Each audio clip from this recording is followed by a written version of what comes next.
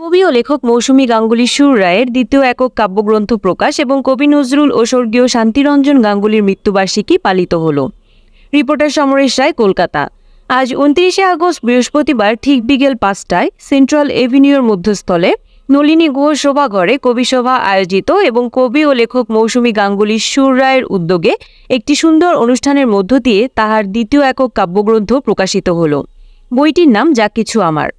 এই অনুষ্ঠান শুরুর আগে কবি নজরুল ও লেখক ও সেনাস্বর্গীয় শান্তিরঞ্জন গাঙ্গুলীর প্রতি শ্রদ্ধা জানান এবং গানের মধ্য দিয়ে শুভ সূচনা হয় ও প্রতিকৃতিতে পুষ্প অর্পণ করেন। এই অনুষ্ঠানে উপস্থিত ছিলেন বিশেষ অতিথি হিসেবে দূরদর্শন খ্যাত বাচিক শিল্পী ও সঞ্চালক দেবাশিস বসু। এছাড়া উপস্থিত ছিলেন স্বনামধন্য চিত্রশিল্পী ও সঙ্গীত শিল্পী সুব্রত ঘোষ, বিশিষ্ট চিত্রশিল্পী দেবাশিস মল্লিক চৌধুরী, আনন্দ প্রকাশনীর প্রকাশক আনন্দ মণ্ডল।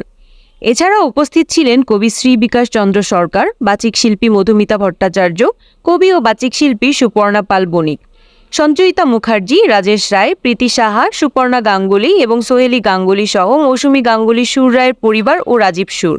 সকল অতিথিদের উপস্থিতিতে এবং তাহাদের হাত ধরে এই দ্বিতীয় একক কাব্যগ্রন্থের শুভ সূচনা হয়।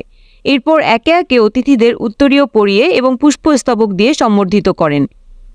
আজকের অনুষ্ঠানে নলিনী গুহ সভাঘর একটি আলাদা মাত্রা এনে দিয়েছে কবিতায়, গানে এবং ডক্টরের প্রতি 1 মিনিট নীরবতা পালনে।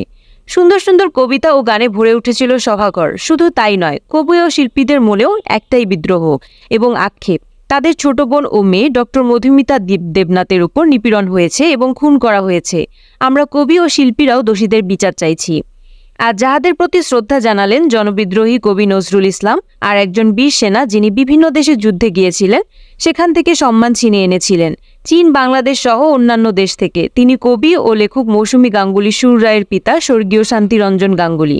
একদিকে বীর সেনা, আরেকদিকে লেখক। তাই আজকের দিনটি সবার কাছেই চিরস্মরণীয় এরকম একটা অনুষ্ঠানে আসতে পেরে।